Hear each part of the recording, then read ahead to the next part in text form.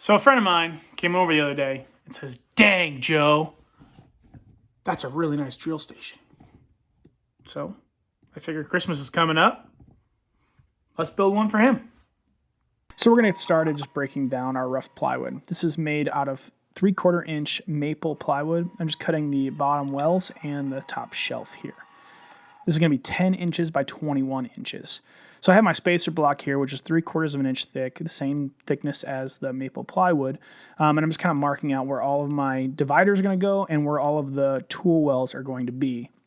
This just lets me mark out all of my curves a lot easier. So then I take my jigsaw and I'm cutting out all of these curves here.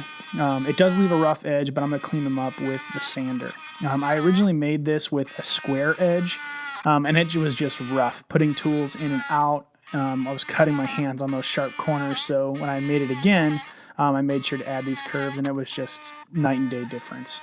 So these wells go about 5 inches deep. I wanted to make sure I left a good portion in that back, so if I had a bit in there, it wasn't going to stop it from going all the way in. So I pre-drilled all of my holes with a pilot, so then on the back side, I could countersink them so that they were flush. I took my sander just to kind of clean up some of the pencil lines, and with my hand sander, I refined a lot of those curves so that they were just smooth. Then I took my router out with a 1/4 inch roundover bit. I rounded over the top and bottom of this piece, so then it's just anywhere it's being touched, it's just a lot easier. Then I cut my dividers, which these again are 3¼ inches tall to be able to make that 3¼ inch square, and I cut them at 10 inches long. So I put glue down in all of my pencil lines so I knew where all of those dividers were going to go and they can stay square. I clamped them in so then that way I can drill my pilot hole from the bottom and then countersink them for these screws. I left the screws underneath exposed. I did not do dowels on the bottom like I did for the rest of them because this is probably going to be mounted at eye level and these bottom screws are just never going to be seen, so I wasn't too worried about doing that. So now we're going to mount the top shelf. These are going to get dowels. So I'm going to start with a pilot hole to get all of my screws in. And I'm just making sure that I line them all up so they're straight across. Because you're going to be seeing the dowels, I want to make sure that they just look pretty. So they're all lined up and straight. So I took a 3/8 inch bit to countersink where all the dowels were going to go. This just lets me be able to come in with a 3/4 inch or 3/8 inch dowel, and put them in. So I left one screw in on my pilot hole, just gives me the ability to rotate it out, so I don't have to worry about those pilot holes matching up at all. So I went back, drilled it, put in all my screws to hold down while the glue dried, and then I drilled my 3/8 inch hole for those dowels. So I had one dowel and I didn't want to cut smaller pieces, shove them in, and then flush trim them again. So I just kept the dowel as a whole piece, put some glue in the wells, and kind of tapped it in with a hammer, just so then the glue can kind of squeeze out. And the places where it's squeezed out, I kind of took my finger, just wiped it right there, and then cut it flush. I will still have to come back and sand these just to make sure that they're super smooth, but I have my pull saw there to cut and leaves a really nice finish with those.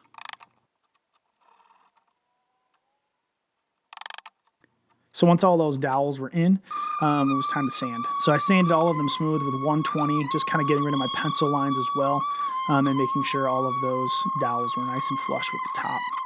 Then I went up with a 220, just because I knew it was going to be harder to reach this portion of it with those sides on, so I made sure it was ready for finish. So then we on to the sides. These sides have a curve. They serve no purpose other than just for looks. It just matches the curves that are in the tool wells and then allows for just a nicer appearance. So I took the jigsaw again, which left a rough cut, and then sanded it. I like holding my drill or my sander in between my legs like that just to refine that curve and make sure you hold it square when you do this because I don't have a stationary disc sander. So I broke all of the edges that were going to be touched as well just to kind of smooth them out and make them a little bit easier on the hands.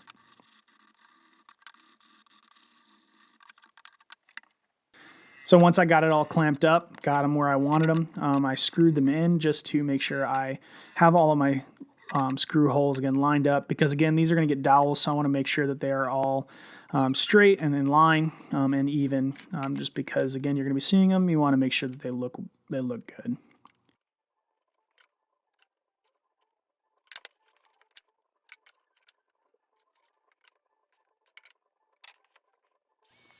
So again, I started with a pilot hole for my screw, and then came back with a 3/8 inch bit and countersunk it, and took a 3/8 inch bit. Yeah, I have a love-hate relationship with this locking chuck. No matter what I do, if I crank it all the way or crank it all the way and then come back one notch, it still drops the bit like crazy. It's a wonder this was on clearance at Menards. So I took all my screws out just to make sure I can drill that dowel recess in there. Then I put some glue, drove in my screws just a little bit so I can get those pilot holes lined up, and then drove the screws home. Again, using 1¼ inch screws here. And then filled the holes with dowels. Now we're just going to cut the back to fit in, and it fits really nicely. Good old thumbs up. I'm going to attach it with some pocket holes on either side and maybe a screw in the back here, right in the middle. Make sure you clamp this pocket hole jig down really tight because it does have a tendency to move if it's not clamped down well.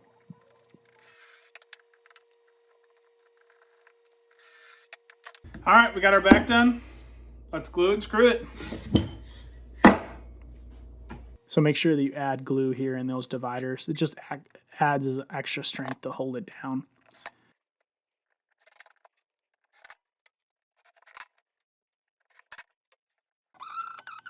Again, with sanding, like usual, making sure again to break all of those sharp corners and make sure all of my dowels were nice and flush and smooth.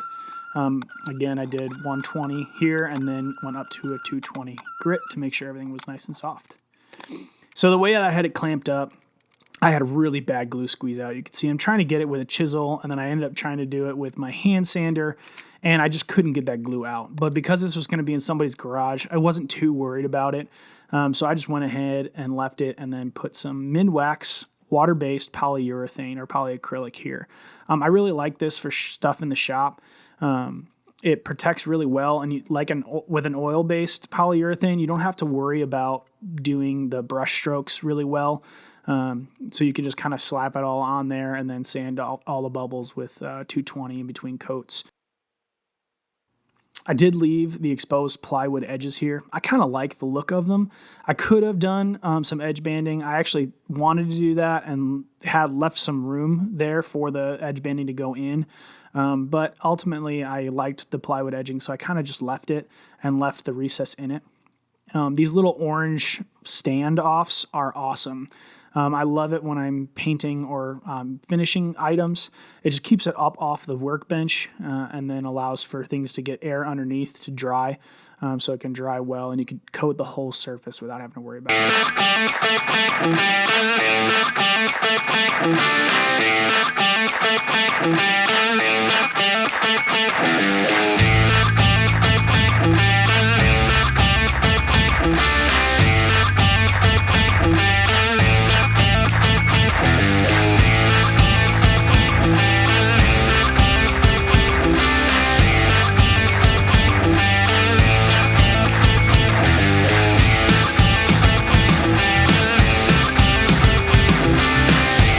Alright guys, there it is, our drill station for my buddy. So you can see it kind of matches the one that I have up there. We got a nice shelf. We covered the screw holes with dowels so you can't see any screws except for the bottom. And we coated it, and I ended up coating it in 2 coats of polyurethane, sanding with 220 in between, just to give it a nice smooth finish. Now there are a lot of problems with this. Some of the glue squeezed out here and I just couldn't get it off. I tried using a chisel and sandpaper and it just didn't work. But overall, this is a fun project, and I hope my buddy likes it. So, all right, see you guys.